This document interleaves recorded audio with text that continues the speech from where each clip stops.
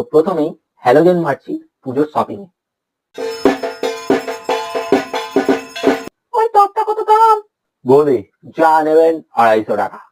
100 দেবো। বৌদি 500-র মাল 250 দিচ্ছি, এটা কি কম ডিসকাউন্ট নাকি? হ্যাঁ না না, 100 বেশি দেবো না, দিতে হলে দাও, নাহলে অনেক দোকান আছে এখানে। আরে বৌদি দাঁড়ান দাঁড়ান, 170 দিন আর নিয়ে যান। 100 বেশি আমি দেবই না। একটু বাড়ান বৌদি, লস হয়ে যাবে নাহলে। শেষ অফার 110 টাকা।